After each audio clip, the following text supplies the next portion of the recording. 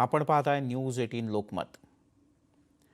ST महामंडळाचा प्रवाशांच्या जीवाशी अक्षरशः खेळ सुरू असल्याचं दिसतंय, कारण एसटीच्या हजारो प्रवाशांचा जीव टांगणीला आहे। बसच्या जुन्या चेसीवर नवीन सांगाडा लावून 8 लाख किलोमीटरची मर्यादा ओलांडूनही शेकडो नाही तर जवळपास 3000 बसेस या मर्यादा ओलांडून अजूनही रस्त्यावर धावतात।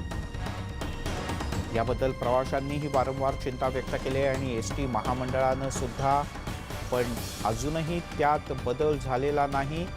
कोणती बस ही 8 लाख किलोमीटरपेक्षा जास्त चालवू नये असा संकेत आहे, असा नियम आहे, पण एसटी महामंडळाच्या अशा 3000 बसेस आहेत ज्या मर्यादा ओलांडून अजूनही धावतात।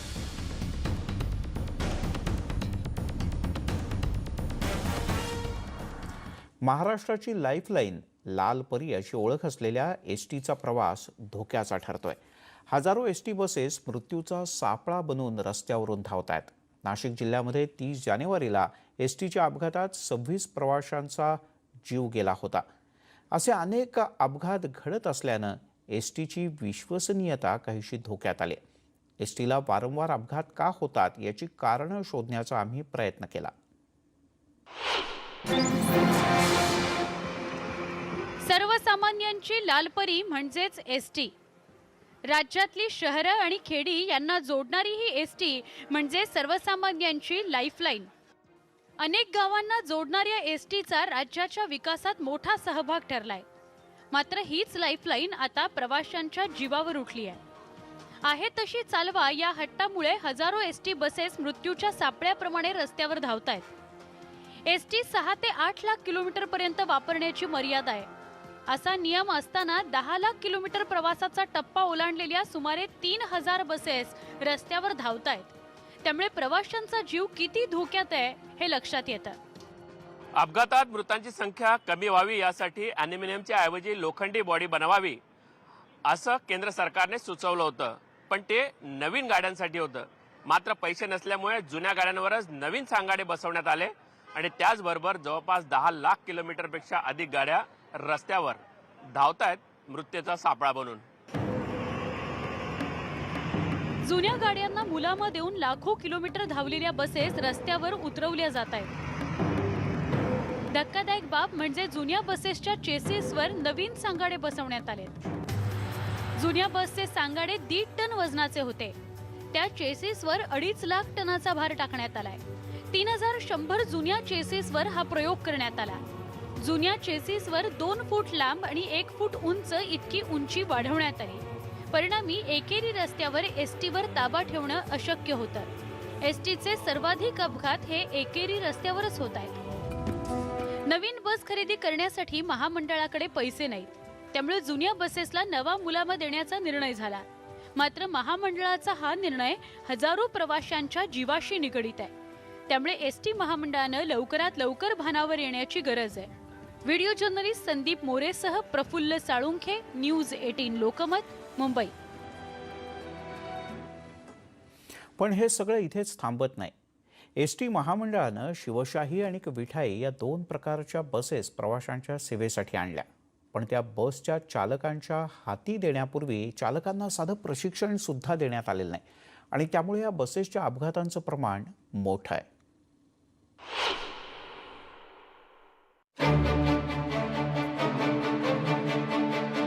एसटीच्या 3000 बसेसला अवजड सांगाडा बसवण्यात आलाय। खरं तर त्यासाठी एसटीनं आपल्या बस चालकांना विशेष प्रशिक्षण देणं आवश्यक होतं, पण एसटी महामंडळानं त्याकडे साफ दुर्लक्ष केलं। प्रशिक्षण न देता चालकांच्या हाती बस सोपवल्यात। एसटी महामंडळात वोल्वो बस येण्यापूर्वी ज्या पद्धतीनं चालकांना प्रशिक्षण देण्यात आलं, त्याच पद्धतीनं नवीन बस येताना चालकांना प्रशिक्षण दिलं गेलं असतं तर अपघातांची संख्या नक्कीच कमी झाली असती।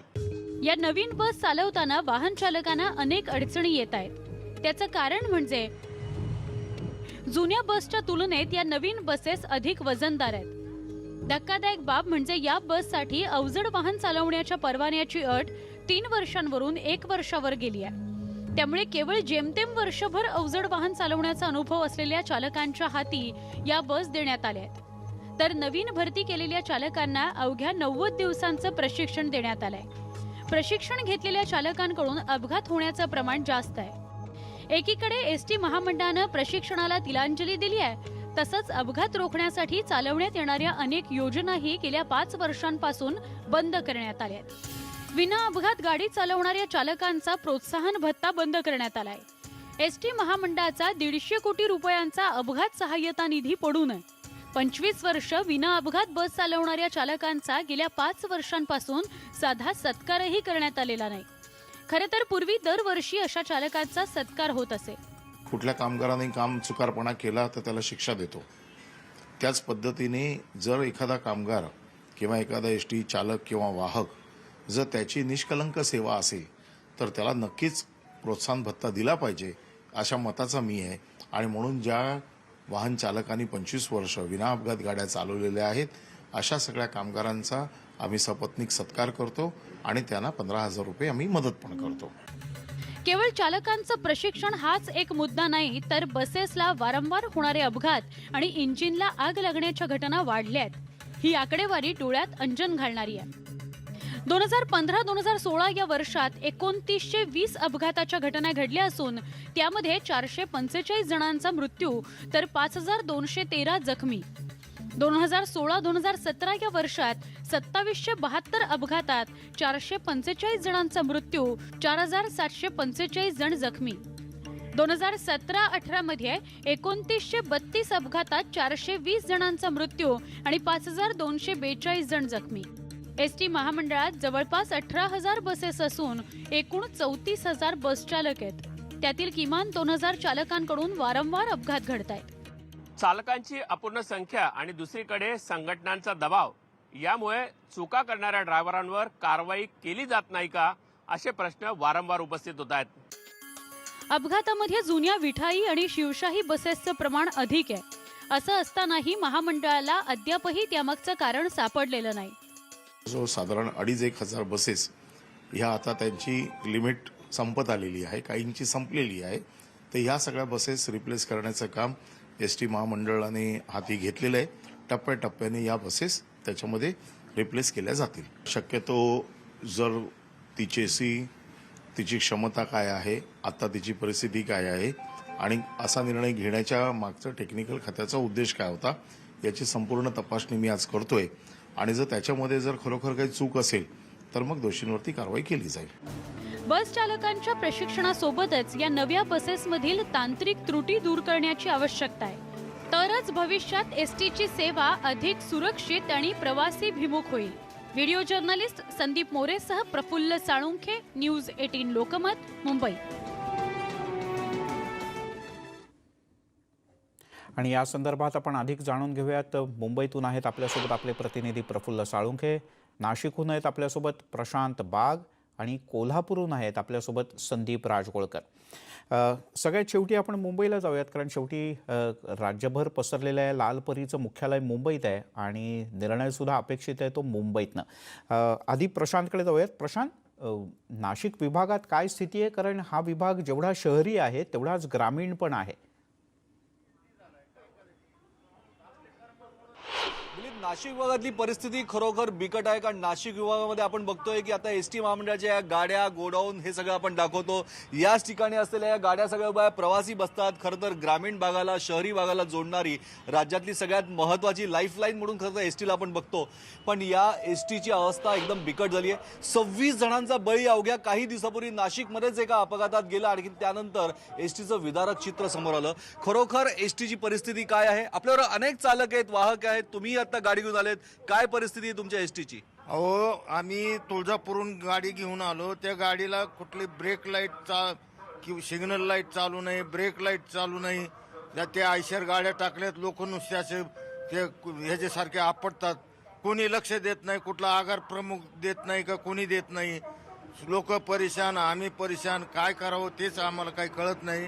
तेवढं मेहरबानगी उद्धव साहेबांनी तेवढं जरा नीट कानावर भान ठेवून ऐकावं ऐकणं आवश्यक आहे. शिवशाही सुद्धा आली, पण या जुन्या गाड्यांवरच खूप मोठं वजन टाकलंय. साहेब, या एसटी मध्ये ना माझी 1-2 महिन्यापूर्वी एंजिओप्लास्टी झाली. कुठलंही आरोग्याचं कुठलंही संरक्षणच नाही आहे एसटी मध्ये. आणि चिलेपिले वारकरी आणि कसं काय जीवन जगायचं हे खूप मोठा प्रश्न पडतोय. हे कसं काय जीवन जगायचं हा प्रश्न उपस्थित करताय एसटीचे कर्मचारी. भाऊ ये इकडे. तुम्ही गाड्या घेऊन जातात, लोक तुमच्यावर विश्वासाने सगळे चालत असतात, पण तुम्ही स्वतः एसटी तुम्हाला देत नाही. त्याचं कारण आहे कर्मचाऱ्यांना त्रास देतात अधिकारी लोक आणि वरचे मंत्रिमंडळातले लोक. आम्ही चांगली व्यवस्थित देतो सर्व्हिस. हे बघा आता कचरा हे कोणी साफ करायला पाहिजे. बस सुद्धा साफ नसतात. ते बघा किती घाण आहे ती गाडी. नाही, बरोबर आहे, एसटी साफ करायला लागते, अडचणी येते. भाऊ दादा, ज्या प्रकारे तुम्ही एसटी चालव, थोडे इकडे या, एसटी चालवतात, काय परिस्थिती आहे तुमच्या एसटीची? एसटी चालवताना रस्त्यावर अनंत अडचणी आहेत आणि आमच्या एसटी सगळ्या सुविधाचा अभाव आहे. त्याच्यामध्ये कसल्याही प्रकारची सुविधा नाही, कर्मचाऱ्याला कुठल्याही प्रकारचं संरक्षण नाही. रस्त्यावर चालणारे लोक, त्याच्यानंतर रस्त्यावरची गर्दी आणि आमच्या गाड्याची अशी अवस्था आहे की गाड्या सगळ्यात 8-8, 10-10 वर्षाच्या जुन्या गाड्या आहेत आणि त्याच्यात खाजगी वाहतुकीची स्पर्धा करून आम्हाला ते प्रवासी घेऊन गाड्या चालवाव्या लागतात. खाजगी वाहतुकीच्या गाड्या नवीन आहेत, प्रवासी त्यांच्याकडे वळले जातात. जुन्या गाड्या तुमच्या झाल्या, भंगार परिस्थितीमधल्या गाड्या सुद्धा तुम्ही रस्त्यावर चालवताय. जुन्याच्या शिवरती नवीनच्या शिवा ठेवली तीच कुठं बंद पडती मध्ये, पण त्या रस्त्याला गेली का कुठं बंद पडती जुन्याच्या शिवरती. म्हणजे ज्या एसटीचं, ज्या चेसिसचं वजन कमी आहे त्याच्यावर मोठा डोंगर. हा, नवीन चॅसिसवरती मोठा डोंगर आणि परत ते कुठं बंद पडल्या का रस्त्याने परत म्हणतात गाड्या तुम्ही कुठं बिडी पाडतात. बघतोय आपण किती विदारक परिस्थिती आहे. अत्यंत. काका मला एक सांगा, शिवशाही बस नवीन मार्केटमध्ये आल्या, शिवशाही आल्या नसत्या तर किती नवीन एसटी आल्या असत्या? कमीत कमी 5,000 गाड्या आल्या असत्या. 5,000 या एवढ्या बजेटमध्ये, शिवशाहीच्या बजेटमध्ये. मग हे खाजगीकरण करून काय फायदा? काय ह्यांचा फायदा आहे? ह्याचं काय दावा?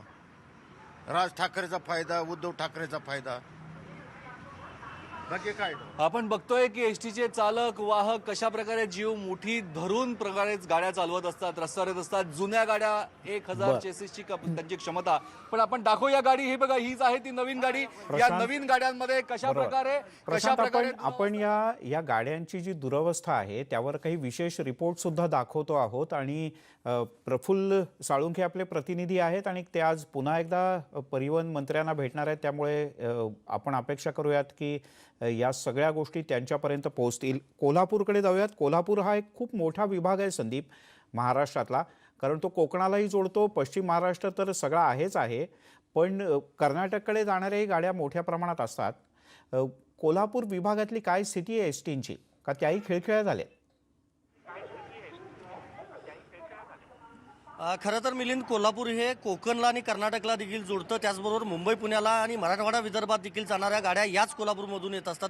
कोल्हापूरच्या बस स्थानकाचा जर विचार केला तर जवळपास दिवसभरामध्ये 1000 ते 1500 गाड्यांची ये जा या कोल्हापूरच्या मध्यवर्ती बस स्थानकामध्ये होत असते. आणि आत्ताही बघतोय आपण, सकाळची ही लगबग आहे. नोकरदार, विद्यार्थी जे आहेत ते या ठिकाणी दाखल झालेले आहेत, ये जा करतायत.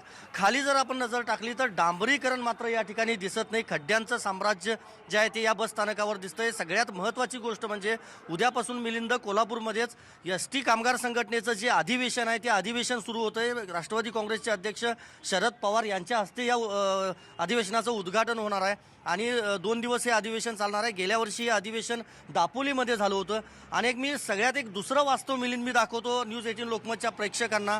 खूप कमी पगार आहेत एसटी कर्मचाऱ्यांना, म्हणूनच त्यांना दुसरा एक व्यवसाय देखील करावा लागतो, पण तोही एसटी कर्मचाऱ्यांच्यासाठीच. हे वाशिम डेपोतले वाहक आहेत, म्हणजेच कंडक्टर आहेत, आणि ते कुठला बिझनेस करतात मिलिंद मी हे दाखवतो. आता योगायोगानं मला ते भेटलेले आहेत.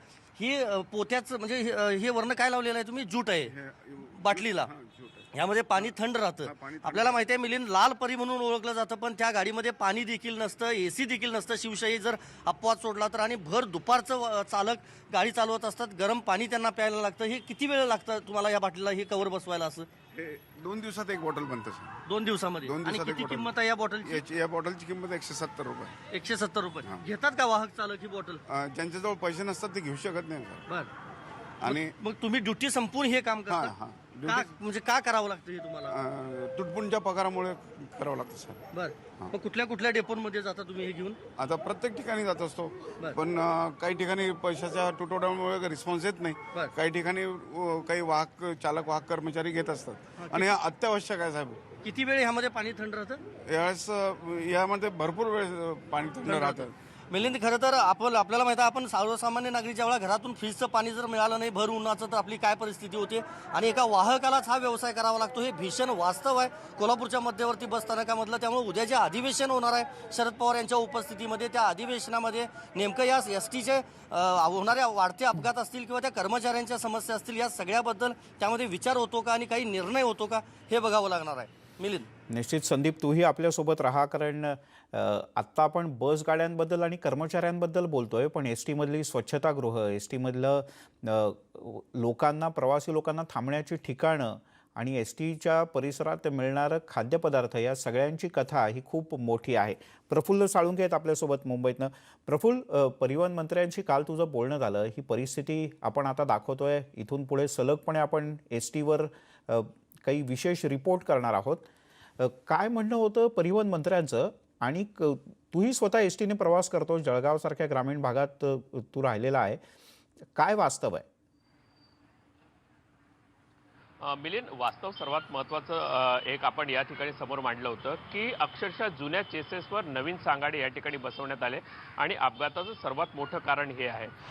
दुसरं, ज्या ठिकाणी तुम्ही जुने सांगाडे काढून नवीन सांगाडे बसवले, त्याचं प्रशिक्षण कर्मचाऱ्यांना दिलं नाही, त्यामुळे अपघातांची भर पडली. इथे वारंवार त्याच जे ड्रायव्हर्स आहेत त्यांच्याकडनं अपघात होत आहेत.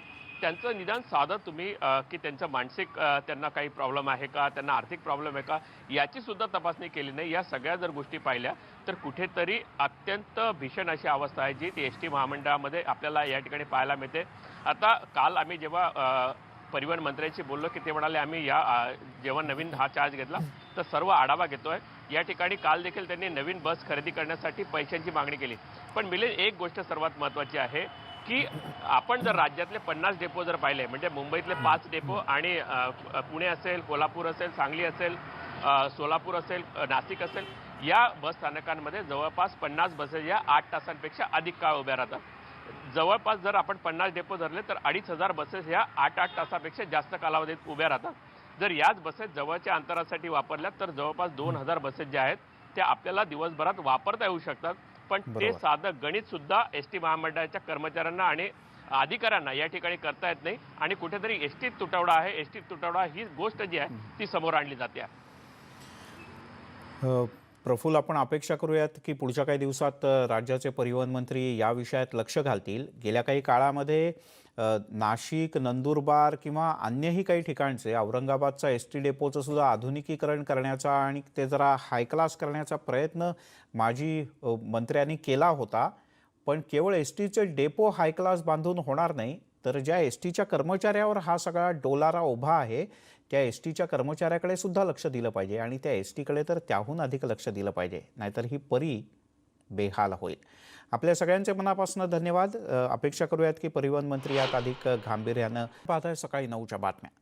नवी दिल्लीमध्ये एकीकडे आम आदमी पक्षाचा विजयाचा जल्लोष सुरू असतानाच दुसरीकडे पक्षाचे विजयी उमेदवार नरेश यादव यांच्या ताफ्यावर गोळीबार करण्यात आला. महरौली भागातून निवडून आलेले नरेश यादव यांच्या ताफ्यावर रात्री उशिरा हा गोळीबार झाला. या हल्ल्यात त्यांच्यासोबत असलेला पक्षाचा एक कार्यकर्ता ठार झाला. नरेश यादव हे निवडून आल्यानंतर मंदिरातून परतत असताना हा हल्ला झाला. अशोक मान असं मृत्यू झालेल्या कार्यकर्त्याचं नाव आहे. दरम्यान या प्रकरणी गुन्हा दाखल झाला असून पोलिसांनी तपासाला सुरुवात केली. प्रशांत लीला रामदास आपले प्रतिनिधी आपल्यासोबत आहेत. प्रशांत, काल रात्रीचा हा प्रकार आहे, पोलिसांनी गुन्हा तर दाखल केलाय, तपास सुरू झालाय, आतापर्यंत कोणाला ताब्यात घेतलंय पोलिसांनी? कशामुळे झालाय हा प्रकार? महरोली परिसरातील घटना आहे. यादव हे आम आदमी पक्षाचे आमदार हे काल विजया रॅलीनंतर ते विविध मंदिरात जात होते तेव्हा हल्ला झाला. या संदर्भात दिल्ली पोलिसांनी FIR दाखल करून तपासाला प्रारंभ केला आहे. 2 व्यक्तींना ताब्यात घेण्यात आलेलं आहे आणि त्यांच्याकडून चौकशी केली जात आहे. ज्या पद्धतीनं प्राथमिक माहिती पुढे आलेली आहे, दिल्ली पोलिसांनी स्पष्ट केलेलं आहे की यामध्ये कुठल्याही प्रकारे जर माहिती पुढे जी या पद्धती आलेली आहे की यामध्ये कुठल्याही प्रकारे जे आम आदमी पक्षाचे आमदार आहेत त्यांच्यावर हल्ला करण्याचा उद्देश नव्हता. जे खास करून ज्या जीपमध्ये 2 लोक होते त्यांच्यावर हल्ला करण्याचा उद्देश होता, अशी प्राथमिक माहिती दिल्ली पोलिसांच्या वतीने आलेली आहे. सध्या 2 लोकांना ताब्यात घेऊन पुढील चौकशी करण्यात आली. लवकरच या संदर्भात कोणाला अटक करण्यात येईल. या संदर्भात लवकरच दिल्ली पोलिसांच्या वतीनं एक पत्रकार परिषद देखील घेण्यात येणार आहे आणि यामागे कारण काय होते हे देखील स्पष्ट करण्यात येणार. पण प्राथमिक दृष्ट्या जर बघितलं यामध्ये व्यक्तिगत कारणावरून हा हल्ला करण्यात आल्याची माहिती पुढे आलेली आहे. मिलिंद. प्रशांत तुर्तास धन्यवाद या माहितीबद्दल. आपलं पुन्हा एकदा स्वागत. बारामतीमधील भारतरत्न डॉक्टर बाबासाहेब आंबेडकर स्टेडियमला BCCIनं राज्यस्तरीय आणि रणजी सामने खेळण्यासाठी अधिकृतपणे मान्यता दिल्यानं बारामतीमध्ये आजपासून पहिला रणजी सामना महाराष्ट्र विरुद्ध उत्तराखंड असा खेळवला जाणार आहे. या सामन्याचं उद्घाटन माजी केंद्रीय कृषी मंत्री शरद पवार, कर्जत जामखेडचे आमदार रोहित पवार यांच्या उपस्थितीत पार पडलं. हा सामना 12 ते 15 फेब्रुवारीच्या दरम्यान होणार आहे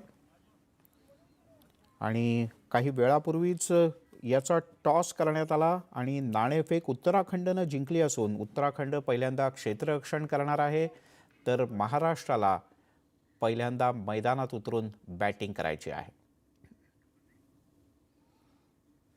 या बुलेटिनमध्ये इथेच थांबूयात. पाहत राहा न्यूज 18 लोकमत.